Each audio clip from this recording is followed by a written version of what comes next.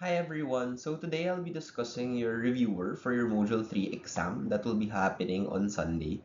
So as mentioned in the Facebook post, please make sure that in terms of preparing for your exam, this will be your main resource.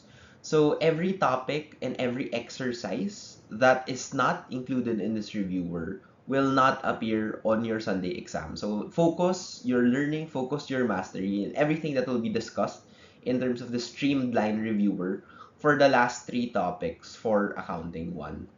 So with that said, in terms of like what we need to master, so there are three things that we want to master, starting with accounting for your liabilities. So going back in terms of our overall accounting equation, one thing that I really want you to take away from our sessions would be everything that your business owns is has to come from somewhere. So either it's lent by a third party or put up by the owner. So for this particular component, what we're gonna be focusing on would be your liabilities. So first, let's please make sure to master the formal definition. So there are three major things that really comprise what a liability is. So number one of the ultimate confusions would be make sure that the liability is actually a present obligation. So it has to be an existing obligation, but this particular obligation actually arises from a past event. But ultimately, what's important is that this particular obligation, this present obligation, is expected to result in an outflow.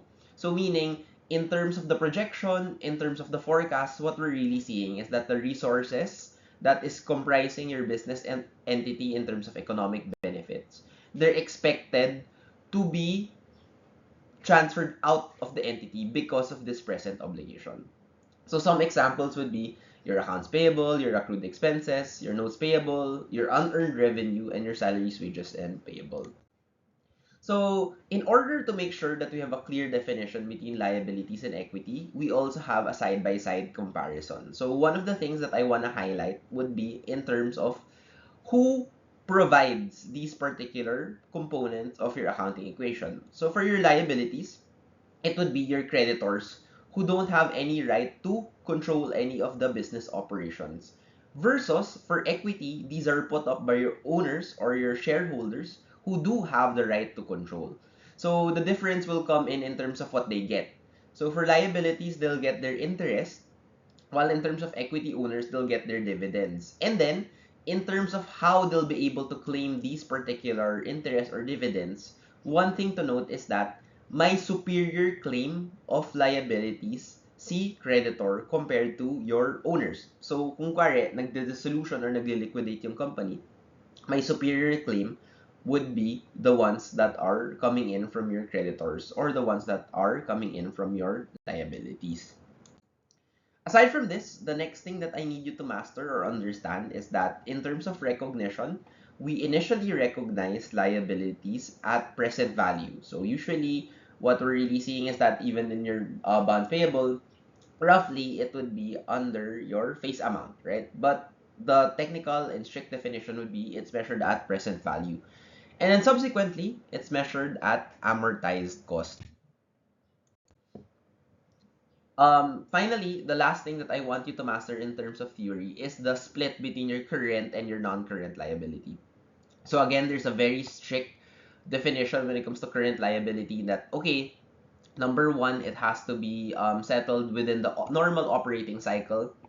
So usually, this is in terms of the purpose of trading. And then of course, ang pinaka-important would be, it has no right to defer settlement for at least 12 months. So the general idea is, you look at the reporting date, you forecast after 12 months, if it's within that particular period and it has no right to defer settlement, then that's gonna be a current liability.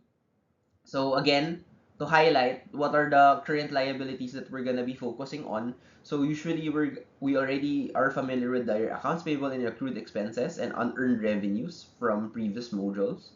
What we're gonna be focusing on would be the not so popular or not so common use of current liabilities, particularly your premium liability, your warranties and provisions, your short-term notes payable, and of course your interest payable in the form of your bonds.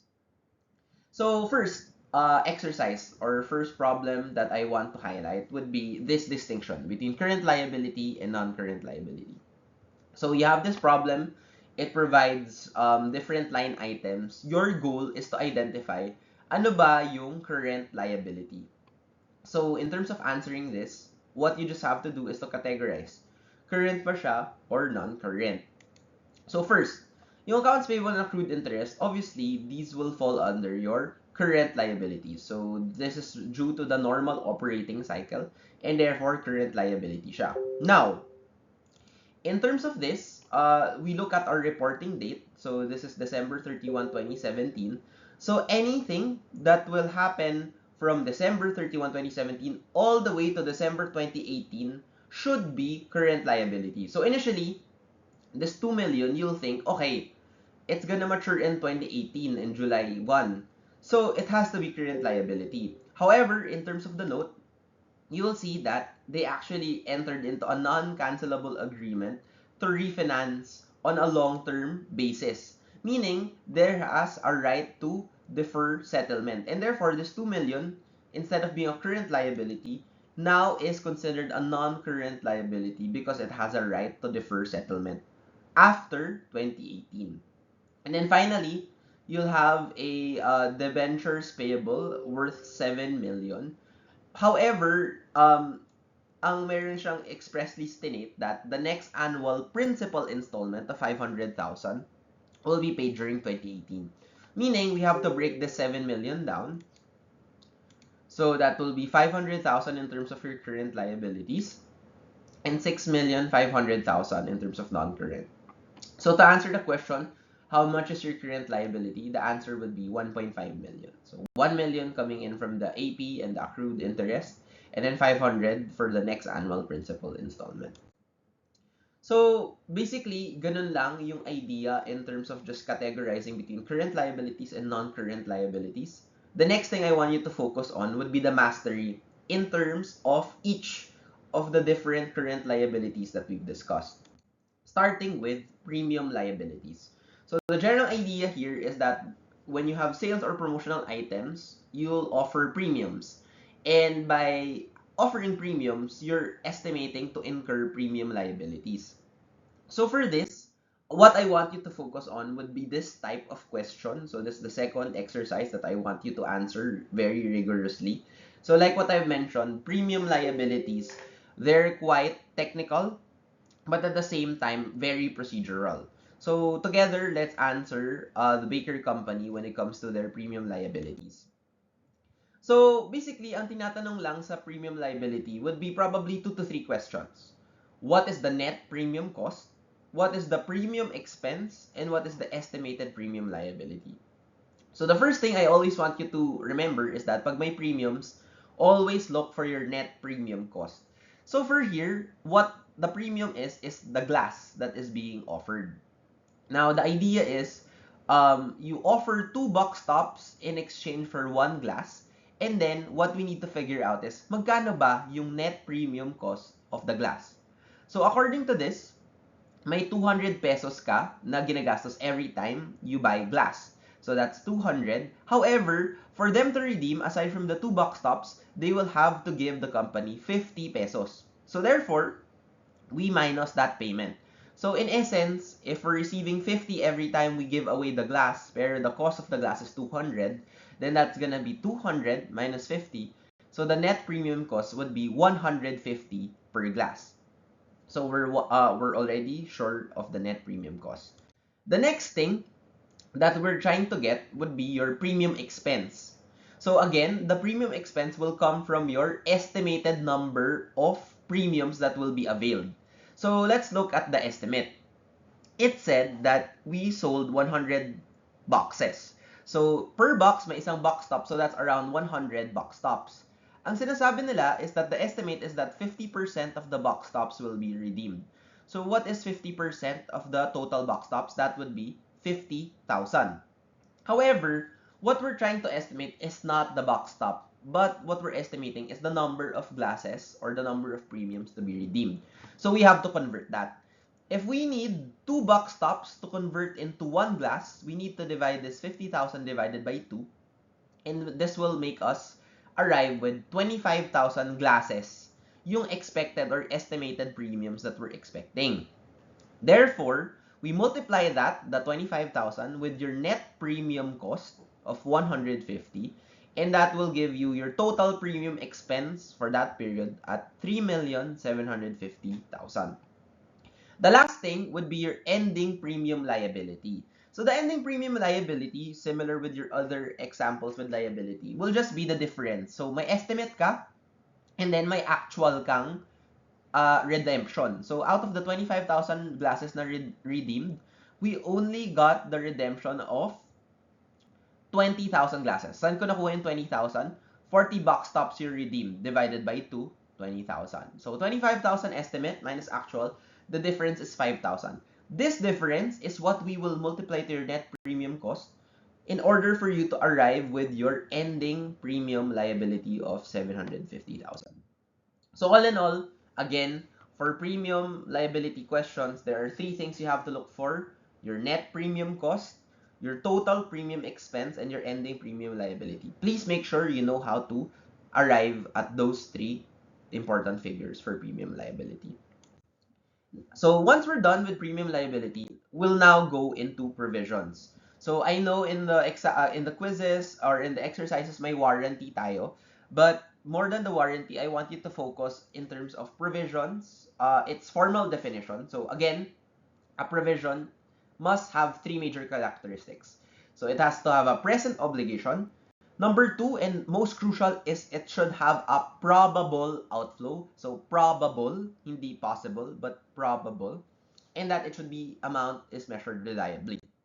So, ang important, the reason why I always highlight probable is because there's a difference between your provision and your contingent liability.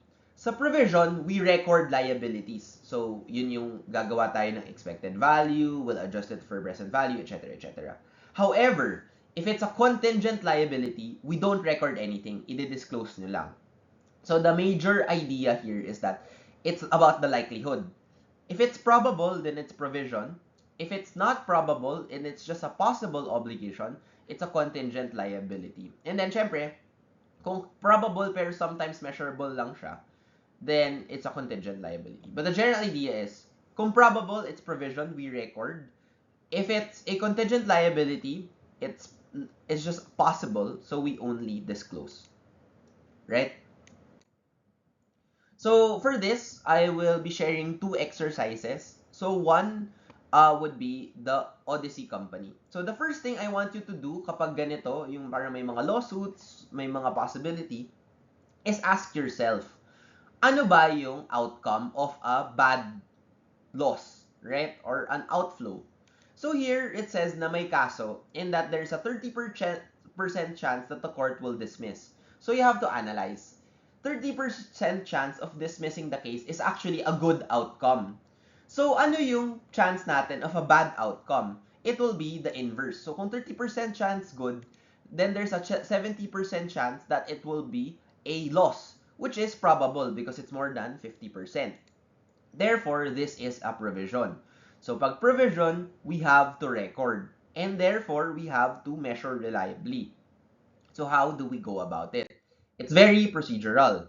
So now that we've determined that it's probable, the next step is to solve for the expected value. So in this case, the expected value is 84,000. And the expected value of 84,000 is actually a aggregate figure that takes into account the probabilities as well as the values of the outcome. So visiting your statistics, how do we go about it? So step 1 is, again, we always remember that there's a general probability. So may 70% chance for one outcome and there's a 70% chance for the second outcome. Next is, ano ba yung mga 2 outcomes if natalo ka? There's a 20% chance that you pay 200,000, so 20% chance of 200,000. So what we do is 70% times 20% of a worst outcome times 200,000. That will give you 28,000, right? Then the next scenario would be 80% of 100. So magbabayad ka. So 80% of 100. So 70% times 80% times 100,000 will be 56,000. So we add that to your 28,000. you'll arrive with 84,000. So that is the expected value at a future date. At a future date, right? The next thing we have to do would be to adjust it 2 times. One using the risk factor adjustment of 7%. So yung 84,000 we multiply by 1.07%. Or basically 7%, so that's an additional 5,880, which we add to 84,000. We'll have now the risk-adjusted expected value at 89,880. And then this is a future value. Again, we measure liabilities at present value. So now we have to adjust for the present value. So binigay yung present value of one payment at 5% for one period at 0.95. So we just multiply 0.95. So the liability will now be 85,386. So again, we went through this procedure because this is a provision and we have to record a liability of 85,386. Now, so again, it highlights lang na before anything else, make sure na it's a probable loss. Now, let's go to a contingent liability, right? So ito, NIA company, meron na namang litigation. Now, the percent is, there's a 40% chance of losing. So, 40% chance of a bad outcome, meaning possible lang siya. Therefore, this is a contingent liability. So, provision or contingent liability, it's a contingent liability. So, ano yung liability that should be recorded? The answer would be 0. We will not record the liability. We will only disclose. So, the answer here is, ano yung liability to record? 0. It will only be disclosed. So, with that said, we're actually done with our current liabilities. So, again, focus lang on those two. So, your premium liability and your provision and your contingent liability. We now go to your non-current liability. So, non-current liability, we just talk about bonds. So, ano yung mga important definition of bonds? Kapag bond, unlike any other debt, it is a formal unconditional promise. So again, it's a formal unconditional. So it has to be formal. And it's actually through bond issuance.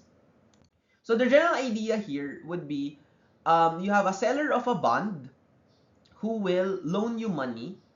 And then what you'll do in exchange is that, okay, babayaran kita ng principal at the end of the maturity date, but I'll also give you annuity in the form of interest on a very specific period of time. So again, for bonds, we initially recognize at fair value, which is roughly our present value. And we will subsequently recognize at amortized cost or FVTPL. So we're not going to be discussing on how to answer FVTPL, but please note that subsequent recognition for bonds could be either amortized cost or FVTPL. So dalawa, amortized cost or FVTPL. So the idea is you want to raise 5 million. So basically you'll get 5,000 bonds worth 1,000 pesos each. Right?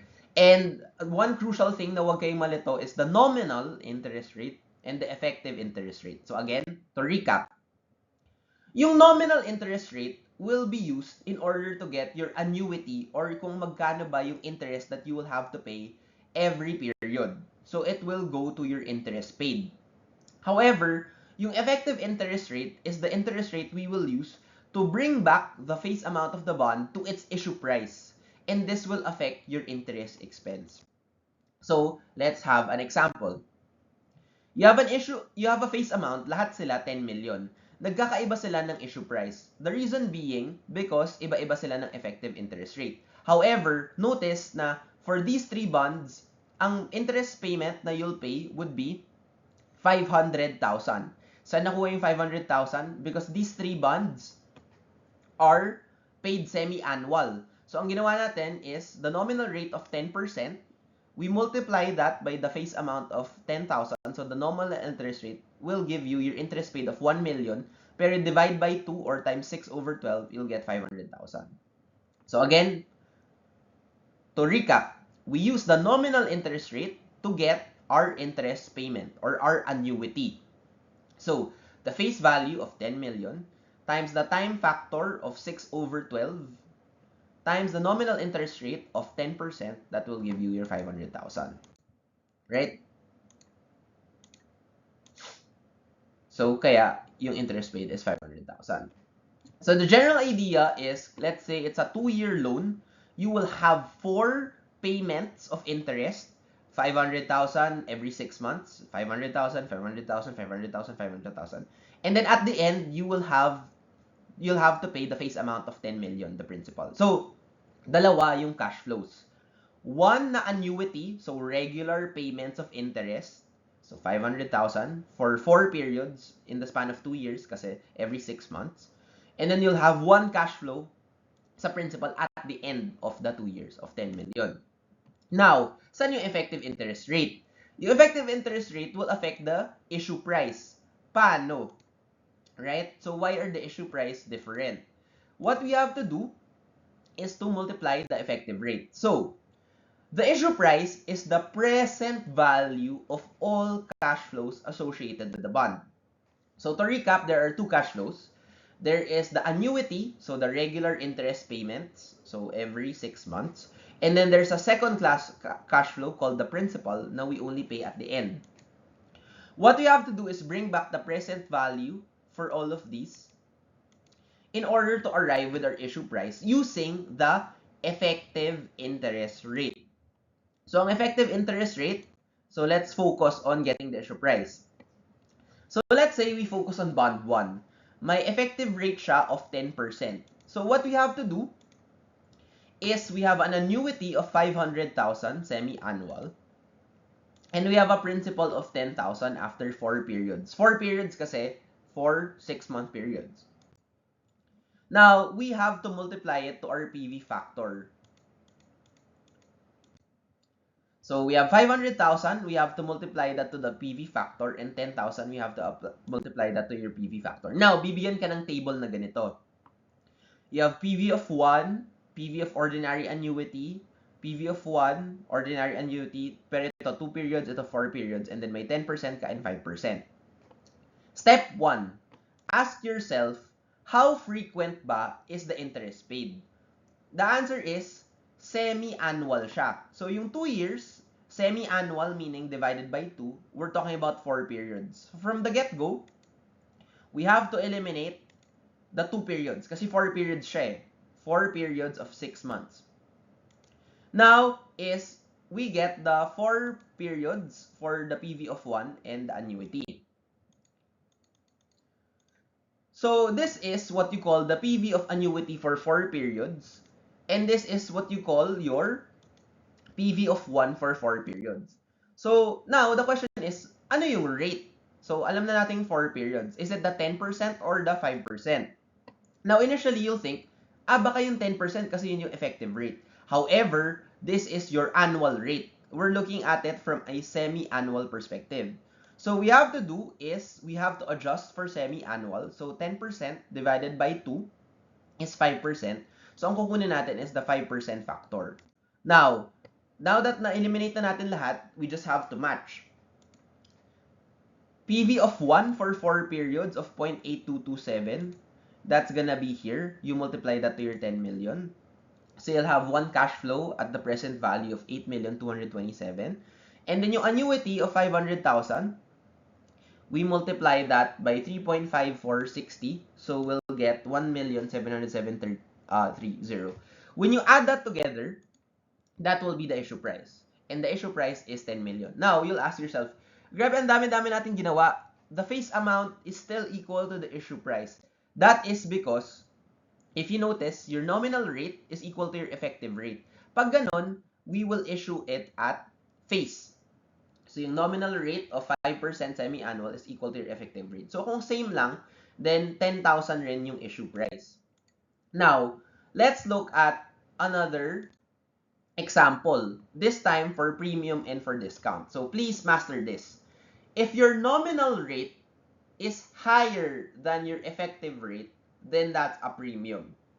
If your nominal rate is less than your effective rate, then that is a discount. So again, nominal rate higher than the effective rate is premium. Nominal rate less than your effective rate, that's a discount. Please master this and please make sure na you already know this by heart.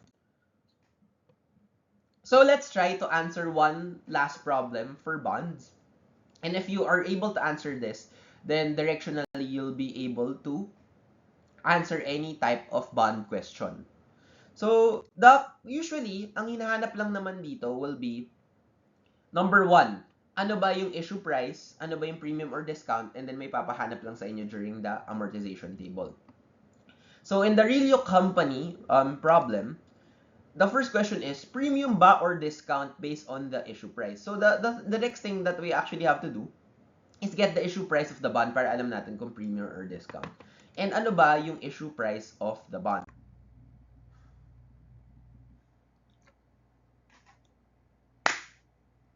So how do we get the issue price? So basically, we have to be cognizant of the two cash flows. So let's first look at magkano ba. So how do we get the issue price? So the first thing is we have to be cognizant of the two cash flows. So magkano ba? So first thing is magkano ba yung principal? Right? So the principal is 10 million. So alam natin yan. Pero ano ba yung term? This is gonna be for 10 years pero semi-annual. So yung 10 years, we have to break it down into 6-month periods. So 10 years times 2, these are 20 periods.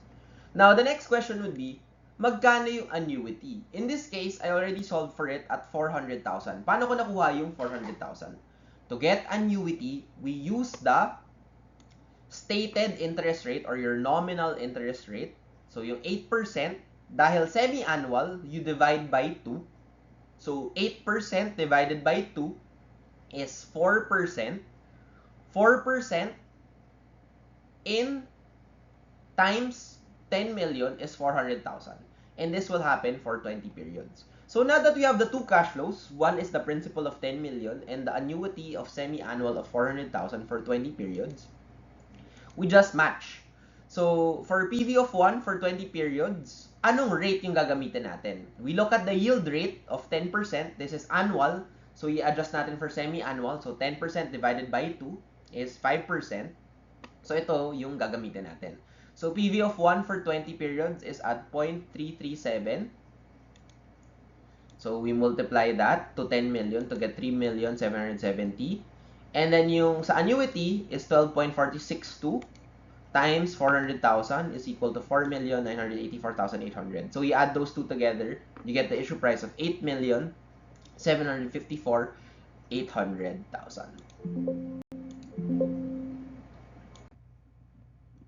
And then, moving on in terms of our next question. So alam natin na yung issue price is 8,754,800. Discount ba to or premium?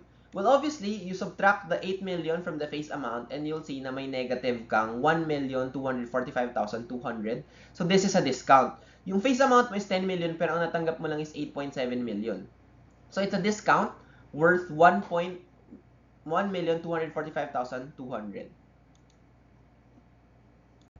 And then lastly, if let's say may pahabol na question na parang sinabi, if the bond was issued January 1, 2024, what is the interest expense?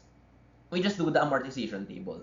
So, 8,754,800 carrying amount. Alam natin that interest paid is 400,000. Pero, how do we get the interest expense? It's 8,754,800 times the yield rate adjusted for semi-annual at 5%. That will give you your 437,740. And that will give you your interest of 439,627 in year 2. Kasi ang nangyari was, the carrying amount, we multiply it by 5%. So may 437,740. We subtract this from, we subtract 400,000 from this, we get an amortization of 37,740. This is a positive number. We add that from the carrying amount. So, tumaas na yung carrying amount by June 2024 at 8,732,540. Itong amount na to, we multiply by 5% and that's how we arrive with the 439,627.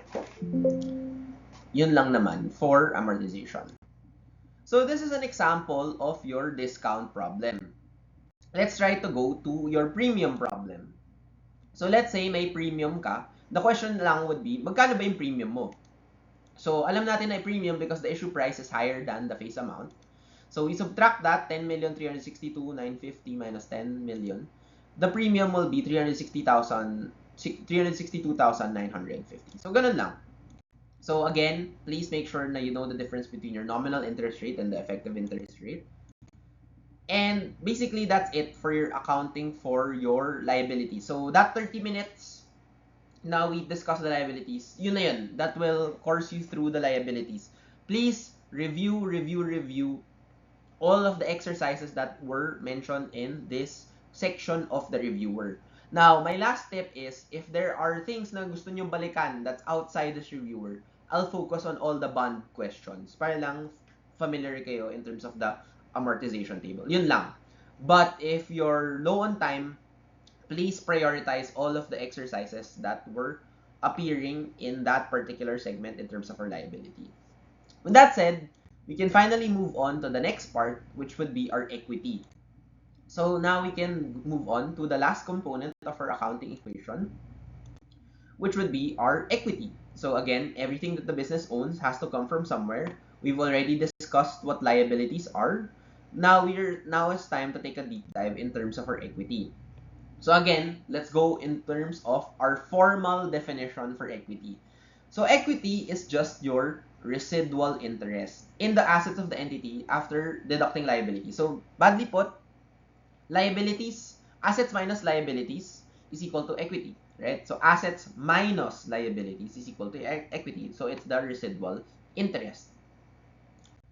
So there are different types of organizations, but usually we're focusing on sole prop in all of our exercises. But this time, we're gonna be looking at a corporation. So ang major thing that people understand from corporations is my shareholders, right? So it's at least 5 non-binding parang one-person corporations. But the general idea is may shareholders ka.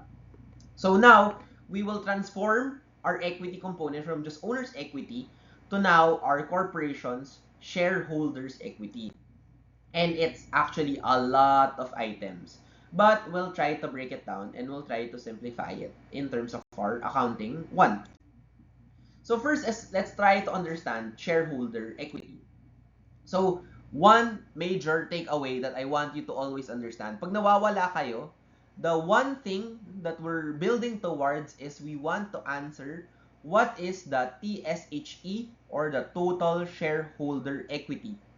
And sa total shareholder equity, dalawa lang yung components niyan. You have your capital stock coming in from your stock issuance, and you have your retained earnings. So capital stock plus retained earnings is equal to your total shareholder equity. Again, dalawa lang yung components.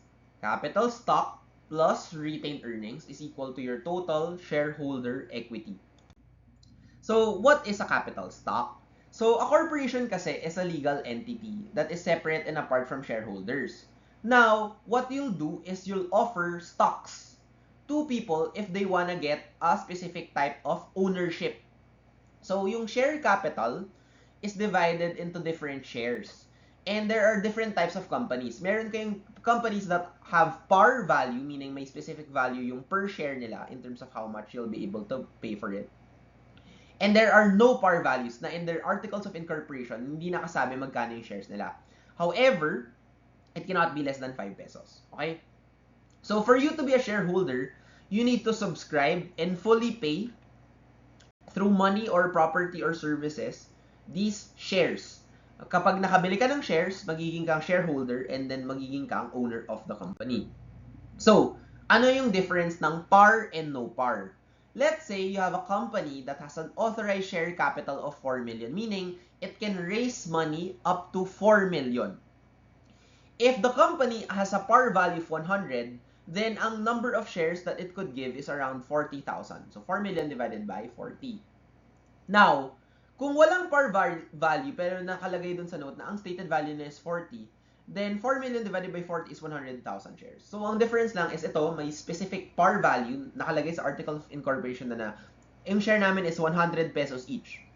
Ito, walang nakalagay sa articles of incorporation pero nakanote lang na when they issued it, ang stated value is 40. Nag-iba yung number of shares depending on your par or your no par value. So, how much is the total shareholders' equity? So, mag-level 1 muna tayo. Total shareholder equity, ignoring retained earnings, is just basically lahat ng na-issue mong share capital, you add yung subscribed share capital and less subscription receivable. This is for appreciation. I just want you to go back to the recorded lecture and talk about the discussion on ano ba yung mga journal entries in terms of the idea. But the idea here is, you get the shared capital of 600 and 500, so 1,100,000. Pero you don't also forget na may subscribed share capital ka. However, you less the subscription receivable, right? Which will give you 1,200,000. But again, it's not that important in terms of the particular ano. So this is just for appreciation. So that's just level 1. Hindi yan lalabas in terms of the solving or journal entries, anything. It's just to identify to you na may issuance process. What's more important for you to understand is, why would people want to be a shareholder? And there are 4 rights, and please memorize the 4 rights. So, because you're an owner, you have share in the earnings, you have the right to vote, you have the share in the net assets of the corporation, and you have a right of preemption na pag mag-i-issue pa ng additional shares, they'll notify you para meron kang right or hindi madadilute yung ownership mo. So there are 2 types of share capital. You have your ordinary share capital and you have your preferred share capital. So the preferred share capital is more of the quote-unquote premium version of your ordinary because they have preferred claim on dividends, they have preferred claim on liquidated assets, and they have a fixed return on investments. Versus yung ordinary share capital, hindi mo pa alam, depende pa sa performance. Pero ito, kung may stock na nakalagay 12% PS stock for a 100 par value, every time may dividends na declare, they will get 12 pesos out of the 100 par value. Ganun lang yung preferred share capital. So please take note of the difference. So now let's go to the issuance of share capital. So, may par value, right? Or may stated value. Every time nakakabenta ka or nakaka-issue ka ng stock that's above the par value or above the stated value, we call that the share premium or your APIC, additional paid in capital, or APIC. So, what will happen is, kung kare, nag-issue ka ng cash. So, cash, mas sobra sa ordinary share capital, we will credit your share premium or your additional paid in capital. Or, kung, yun, so share premium or CS APIC. So, these are interchangeable. I think in the slides that will be forwarded, in the next few slides, CS APIC na yung gagamitin natin.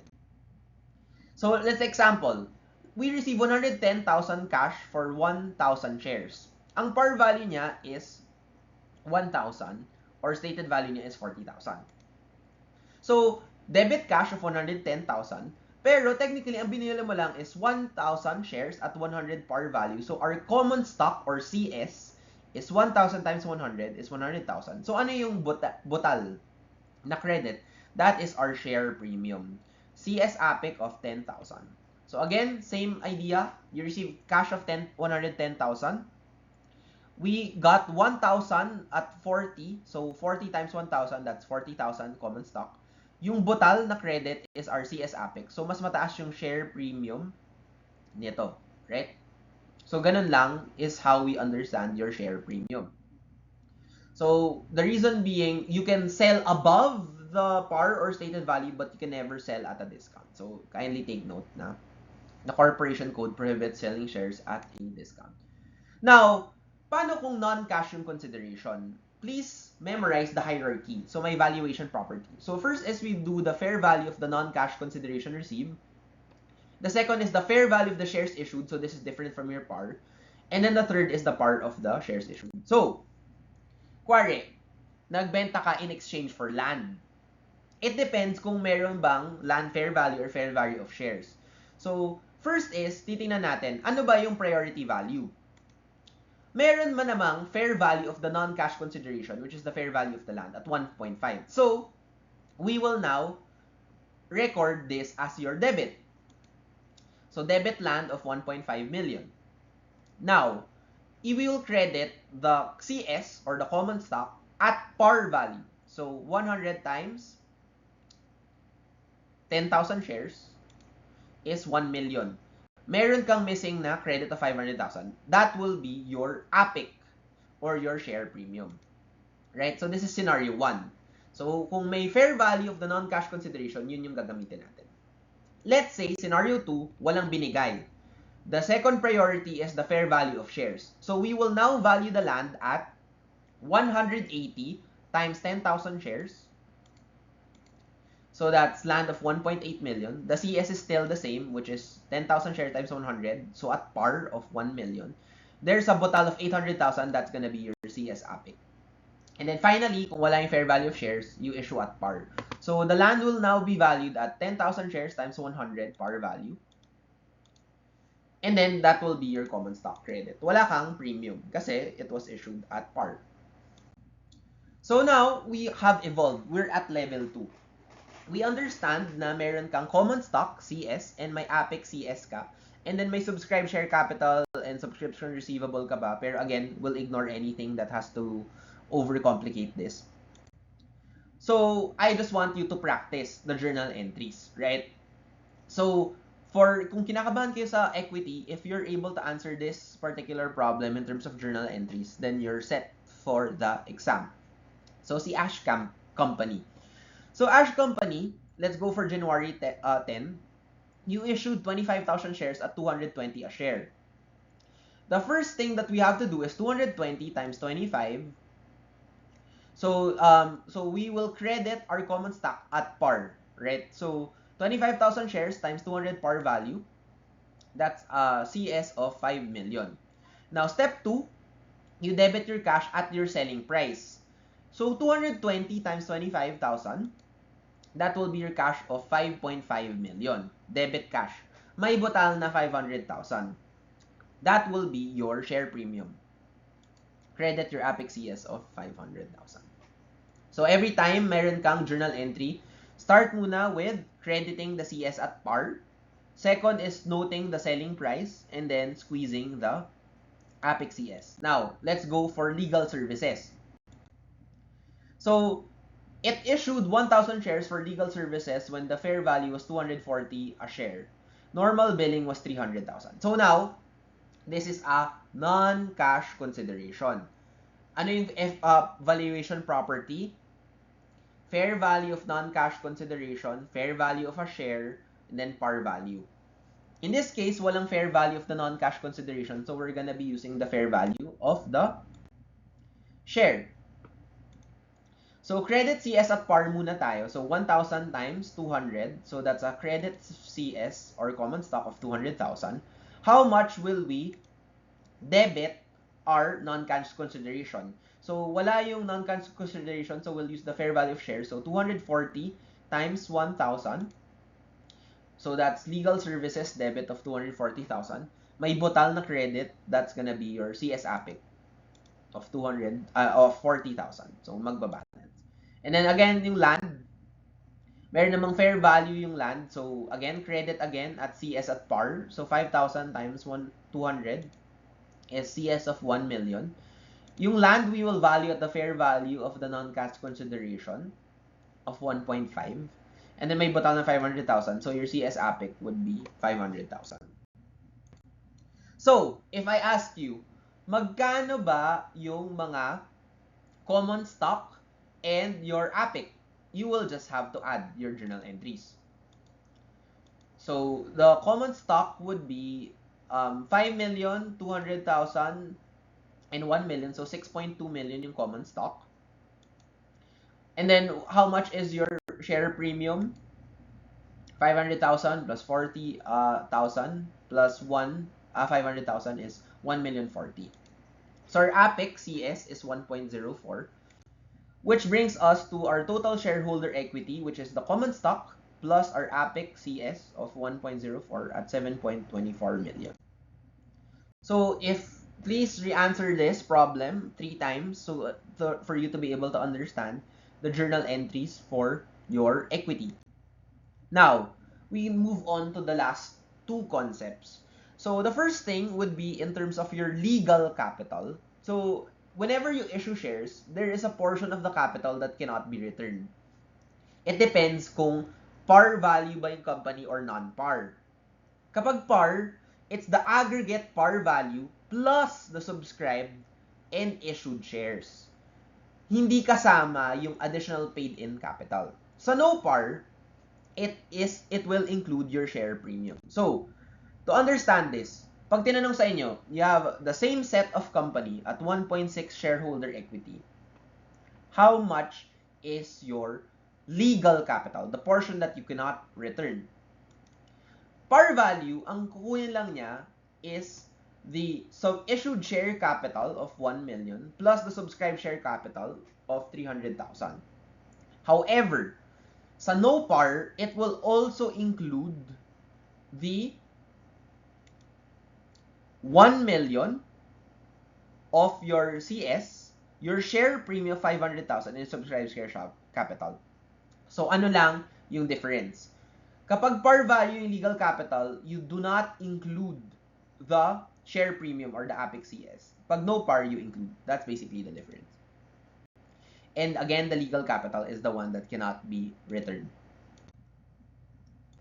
So the last concept in terms of capital issuance or capital stocks is treasury shares. So sometimes the company will buy back the shares. So they are reacquiring these types of shares. So the requisite for a treasury share should be kailangan it's the entity's own share, it was issued originally, and then they will reacquire and not cancel it. So this will now bring us to our shareholder equity level 3. So again, ignore nyo na yung subscribed share capital and subscription receivable. We will now simply look at CS, Apex CS, plus retained earnings minus treasury shares is equal to your total shareholder equity. Right? And then yung retained earnings, that's gonna be a separate component wherein the important thing to note here is that may retained earnings ka of 2 million. Kung magkano yung treasury shares mo, that's how much you will restrict your retained earnings. Meaning, yung 2 million, we will restrict 600,000 na you cannot declare that for dividends. Yung unrestricted, yung pwede mong i-declare. Why? It's because meron kang restriction for the treasury shares. So the unrestricted RE would be 1.4 million. Right? So you can only buy treasury shares up to the unrestricted RE. So 1.4. So max 1.4 in additional treasury shares. So this is your level 3 in terms of your total shareholder equity. But again, it's only gonna be capital stock. And when I say capital stock, it would be how much is your common stock plus your additional paid-in capital common stock plus your preferred share plus APIC less treasury stocks. So yung common stock, yung preferred stock, and treasury shares will be here in the capital stock. Then you'll have your retained earnings component.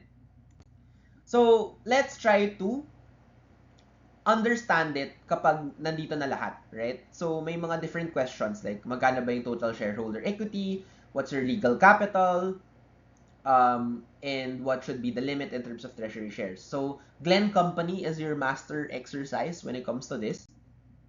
So which of the following is not part of the total shareholder equity? Honestly, out of this, yung note payable lang. So it's the note payable of 4 million because that's a liability. The rest is part of your total shareholder equity. Now, what is your legal capital? Now, is it a par value company? The answer is yes. Why? How do I know? It has 100 par. So it's a par value company. So pag par value, hindi kasama yung share premium. So ano yung kasama? Right? So pag par value, it's the aggregate par value and the subscribed issued shares. So ano yung kasama sa legal capital? It's the preference share of 2.3 million. It's the ordinary share of 5,250,000. And it's the subscribed ordinary share capital of 50,000. So yung tatlo na lang yun. So because it's a par value company, the legal capital would be the PS, the CS, and the subscribed share capital. Right? So ano yung total shareholder equity? Well, we use this formula. Right? So, PS of 2.3 million. Meron kang share premium or APIC PS of 805,000. Meron kang CS of 5.225 million. And then may APIC CS ka of 2.75 million. You have a subscribed share capital of 50,000. And then meron kang subscription receivable of 400,000, which we subtract. And then we add our retained earnings of 1.9, and that will be your total shareholder equity at 12,655,000. Right? So that's your total shareholder equity. And then, theory question, what is your limit to buying treasury shares? Alam natin na may treasury shares ba? Wala. So our retained earnings will be unrestricted. Right? So our retained earnings of 1.9, wala namang treasury shares. So unrestricted RE is 1.9. So the max treasury shares will be depending on our retained earnings of 1.9 million. So basically, if alam niyo yung Glenn Company and you do it 3 times, you should be good in terms of any other types of questions that's relating to our level 3 when it comes to total shareholder equity. So, last warm up or last exercise, be aware na kailangan magaling kayong sumagot ng mga questions and what is being asked. So how much is the total shareholder equity? Well, again, we just add the PS, APIC PS, CS, APIC PS, adding the ending RE, pero we subtract treasury shares, pero add the APIC PS. So if you do that, our total shareholder equity would be 500,000. Now, may mga tanong, like how much was the preferred stock issued? Pag ganun, magkano ba in-issue? All you have to do is add the PS at par and the premium. So, in-issue siya ng 220,000. How much is the total share premium? Pag ganyan, titingnan lang lahat ng APIC. You have to add APIC PS of 20, APIC CS of 10, APIC TS of 5. So, you'll have 35,000 total share premium. And then, how much of the retained earnings should be restricted? Dahil may treasury shares tayo of 105,000, it should be restricted at 105,000. So basically, we're done with capital stock. The last thing is we account for retained earnings. So sa retained earnings, super throwback to our very first lesson. Beginning RE plus or minus net income, net loss. Pero one thing that I want to highlight is we subtract dividends declared. Right? So 200,000. To arrive at your ending RE at 200,000. So there are two ways of yung 2 million na to, we plug in to be able to figure out our total shareholder equity. So again, our retained earnings is subtracted by dividends. So ano ang dividends? Before we answer that, let's go to this problem quickly. So may mga fill in the blanks question kayo. You have your missing beginning RE and your ending RE. To be able to solve for this, we work backwards. Yung beginning RE, we need to figure out muna magkano yung ending RE. And for us to find out ending RE, we look at our total shareholder equity equation. So may PS ka of 50,000, may common stock ka of 100,000, less treasury shares, plus this missing ending RE should equal the total shareholder equity of 200,000. So ang missing is yung 90,000. So kung alam natin na 90,000 to, step 2 is we can then solve for your beginning RE. So X minus the dividends of 200,000 plus 150,000 is equal to 190,000. The answer is the beginning RE is 140,000. So this is just an extra exercise to illustrate na connected yung total shareholder equity mo in terms of your ending RE calculation, right? So please make sure na yung dividends is subtracted and treasury shares is subtracted. Yun lang naman yung babantayan natin. So, now that we know that, dividends in its formal definition is your distribution of your earnings or your capital, right? So, it could be a cash dividend or a share dividend, right?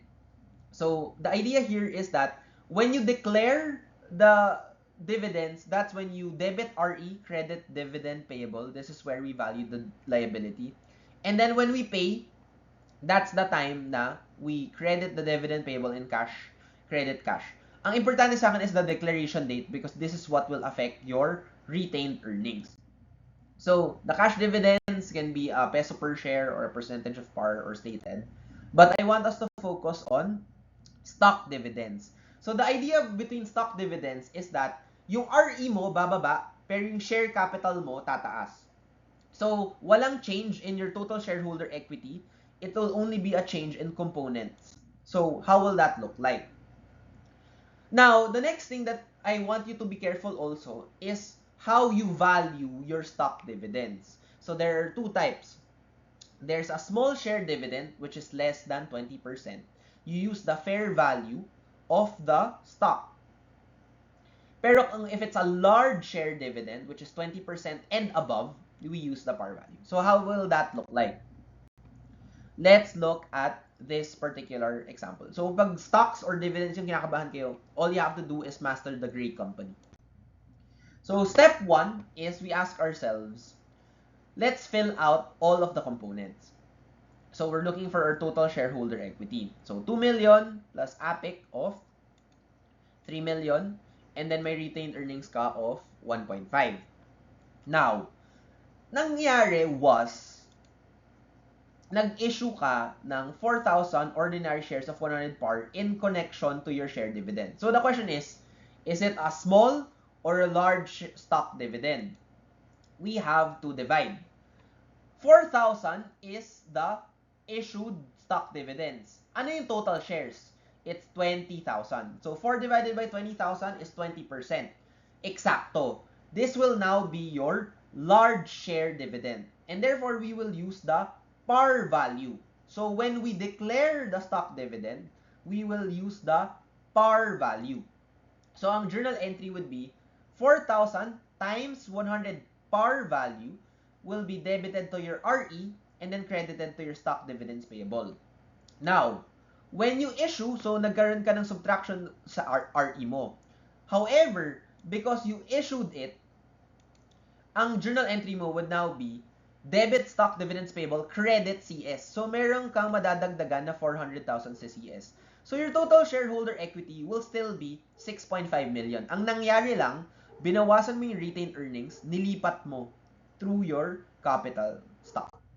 And basically, ito lang yung stock dividend. I want you to appreciate na ito lang yung kailangan yung tandaan when it comes to your dividend exercises. So please answer this 3 times. So, may mga tanong pang extra. So, retained earnings, how much is it? Now, our new retained earnings is 1.1 million. Our new capital stock will now be 2.4 million. So, nag-iba lang, right? So, that ends our accounting for equity. So, again, the last 30 minutes was discussing accounting for equity. Please redo those components for equity. And then finally, the last thing that I want to discuss would be your long-term assets. So, tapusin lang natin yung assets. So, we're done with current assets. So, now it's time to deep dive in your property, plant, and equipment for your non-current assets. So, yung long-term assets natin, it's actually comprised of 4 major categories. Your PPE, your investment property, your intangible assets, and mineral resources. For non-current assets, I just want you to focus on very basic concepts. Puro theory lang and puro straightforward depreciation, amortization, or depletion. So, kung ano lang yung lalabas dito and kung ano lang yung lumabas sa problem set nyo, yun lang yung i-worry nyo for long-term assets. So, let's first go to the strict definition for PPE.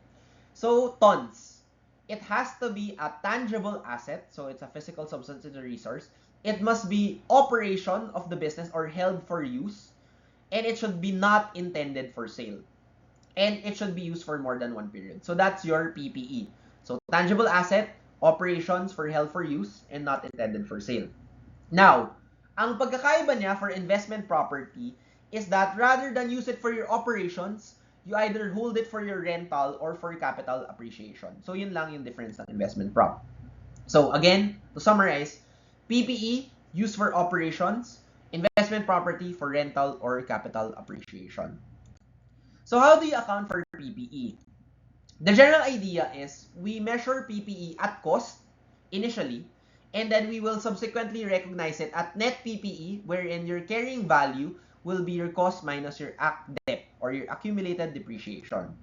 So let's say bumili ka ng phone and it's costing 60,000. So initially, we will recognize it at 60,000 at cost. Pero let's say after 1 to 2 years, madudumihan yan. So this is the concept of depreciation. Magdi-depreciate siya in value. And let's say it depreciates 20,000 every year. So now what we'll have to do is debit depreciation expense, credit ACDEP of 20,000. So therefore, our initial recognition is 60,000, pero our net PP is 40,000. Paano natin nakuha yung 40,000? It's equipment cost of 60,000 less ACDEP of 20,000. That will be your net PPE of 40,000. So again, we measure at net PPE, so the carrying value is cost minus ACDEP. And then there are different PPE types. So land improvement, buildings, equipment. I don't want you to hyperly fixate on it. Ang gusto ko lang malaman nyo is that all of these are depreciated except land. So land does not depreciate. Again, land does not depreciate. So now that everything else aside from land depreciates, now the question is, how do we depreciate? The idea here is we depreciate. Ang formal definition ng depreciation is the allocation of depreciable amount over its useful life. So cost minus ACDEP is equal to your net PPE. But how do we get our accumulated depreciation? It's by generating our depreciation expense. So how do we depreciate property? So let's go in terms of straight line depreciation. So there are different types of depreciation. Sobrang basic lang sa atin. It's straight line lang.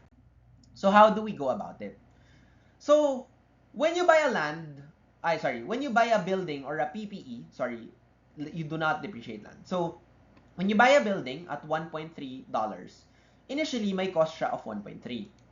Now, yung 1.3 na yan has a useful life. So we estimate na, in terms of time or units of activity. But for this straight line, we think na, okay, for this PPE, may 4-year useful life siya.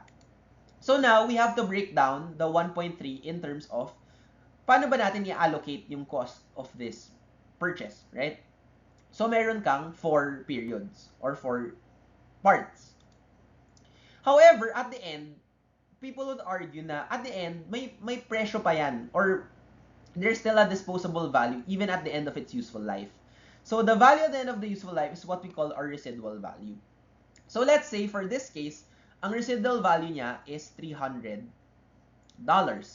So meaning, $1,300 minus 300, may $1,000 pa tayo na we have to allocate for the 4-year useful life. So our depreciable amount is 1 million. So ano yung importante dito?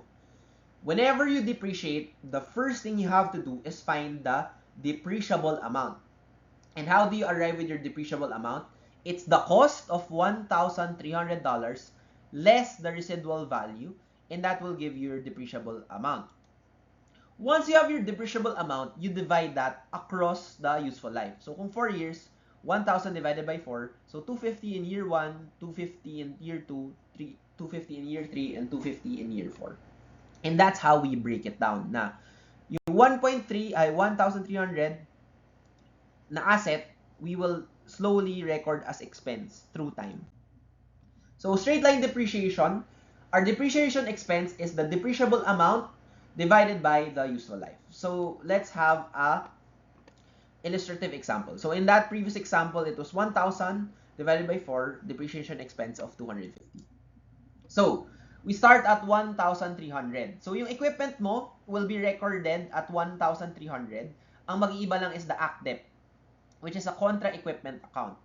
So ang carrying amount natin, so the cost will stay the same, 1,300. However, we know that meron tayong depreciation expense in year 1 of 250. So ang ACDEP natin is still 250. So ano yung carrying amount in year 1? It's gonna be 1,050. Why? Because may ACDEP na tayo of 250 in year 1. So our carrying amount now will be 1,050. In year 2, magde-depreciate na naman tayo ng extra 250. If may beginning balance tayo of 250, our ACDEP will now be 500. So now our carrying amount is 1,300 minus our ACDEP of 500. That will be 800 carrying amount. In year 3, may 250 na naman. So, yung ACDEP natin will go up again. So, from 500 plus 250, 750. So, the cost of 1.3 minus 750, 550 na lang. And then finally, lang last year, 250 maging 1,000. Salvage value of 300. And this is how depreciation works. So, this is how straight line depreciation works. At the end, we'll arrive with the salvage value. Right? So, let's master. So, kung kinakabahan kayo sa depreciation, as long as you understand Freeman transportation in your problem set, you should be fine. So, step 1. What is the depreciable amount? We bought this at 2018 at a cost of $96. The first thing is, ano yung depreciable amount? Cost minus residual value, 96 minus 60. Our depreciable amount is 90,000. Now, what is our annual depreciation? 90,000, divide mo by the useful life of 5, we will get an annual depreciation expense of 18,000. Now, what if they're looking for is, ano ba yung accumulated depreciation on December 31, 2020? We ask ourselves, how many years ba yon? So, January 1, 2018, 2019, 2020, there's 3 years. So, we multiply lang 3 times your annual depreciation expense, and that will give your accumulated depreciation of 54,000, and that will give you your carrying value. 96,000 minus 54,000, that should be your carrying value at the end. So 42,000 yung carrying value. So basically, ganun lang. That's how you depreciate your PPEs, so your land improvement, your building, and your equipment. Again, land does not depreciate. Yung other long-term assets is your intangible assets. So formal definition, WIN. So intangible assets are those that are without physical substance, and it should be identifiable from contractual legal rights or separable from the entity, and it's non-monetary. So if PPE depreciates, intangible assets amortizes. So different names, very similar concept. So same lang rin with PPE. So we measure intangible assets at cost, and we measure it at net intangible assets. So meaning it's gonna be cost minus accumulated amortization. However, kung sa PPE, land does not depreciate, sa intangible assets, what you have to do is to understand kung may finite or indefinite useful life siya. Kung finite yung useful life, we amortize. Kung indefinite, we do not amortize. We will just test for impairment. So, you'll have different, like you'll have your patent, your copyright, your trademark, your franchise, or your goodwill. The general idea is that meron silang different legal life. Like for patent, may legal life of 20 years, and then may useful life ka. The general rule is, you don't need to memorize kung ano yung mga legal lives of patent, trademark, etc. The general rule is, you will always use the shorter of the legal life versus the useful life. So, kuwari, may patent ka of 30-year useful life. 30 years of useful life versus 20 years legal life, we will amortize in 20 years. It's the shorter of the legal life or the useful life. Pero kung kuwari, may 15-year useful life ka, then we will use 15 years. Yun lang yung difference. So, ito yung mga legal life, you don't need to memorize it, but the general idea is that you will use the shorter of the legal life versus the useful life. And then, goodwill is indefinite. And therefore, we do not amortize. So, if land is not depreciated, goodwill is not amortized. So, let's try amortization. So, again, very basic lang. If you're able to answer this problem, you should be good for the quiz.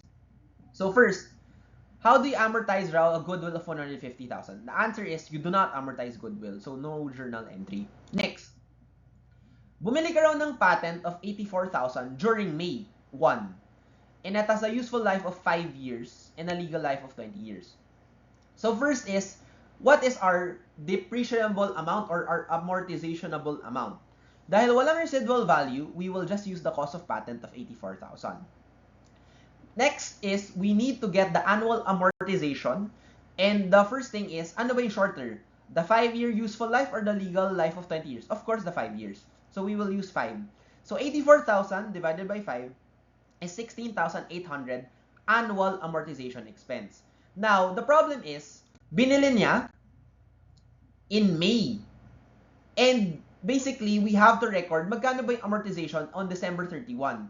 So therefore, we have to divide the annual amortization expense. If every year, you have to pay 16,800 amortization, pero from May to December, it's May, June, July, August, September, October, November, December. It's 8 months lang. We need to divide 16,800 divided by 12 times 8. We will give you your prorated amortization expense of 11,200. So, ang journal entry dito is debit amortization expense of 11,200, credit accumulated amortization of 11,200. And with that, we're done with amortization. And then the last thing is mineral resources. So basically pen, so it's physically extracted in operation. So think mining when it comes to non-regenerating resources.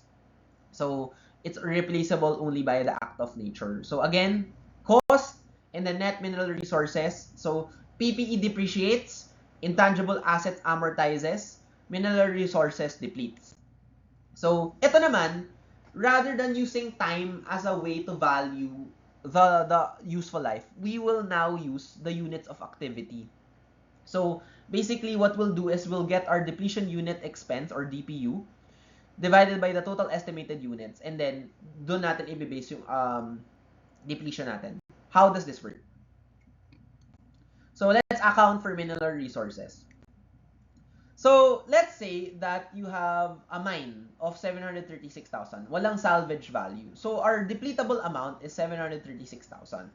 Now, before, kung may depletable amount ka na, we were expecting i-divide mo siya by useful life in terms of years. Now, we will use magkano ba or ilan ba yung pwede mong ma-mine per ton. So rather than using time, we will now use units of activity. So the depletable amount is 736,000 divided by the mineable units. Meron tayong DPU of 0.92 per ton. So now we have scenario 1, which is simple. Kung meron tayong 124,000 na na-mine na, we just multiply that by the DPU and that will give you your depletion for that particular period. So debit depletion expense, accumulated depletion to dapat of 114,080. So that would be the ano. So paano yun ulit? Get your DPU, multiply it by how much you were able to mine. And that will be debit depletion expense, accumulated depletion of 114,080. Now, nagka-complicate lang siya when you have unsold ore. So, let's say may mined tons ka of 124,000. Out of those, 90 na benta mo, 34 hindi mo na benta. Ang mangyayari, yung 90 will be considered a depletion expense. Yung unsold will be considered inventory. So, yung total mined, 124, that will be your accumulated depletion. So, 114,080, so credit. Pero yung debits mo, magbabasag lang. So, 34,000 times 0.92 will be your debit inventory representing the unsold ore. And then your depletion expense is 0.92. 90,000 times 0.92. And basically, we're done with depletion expense.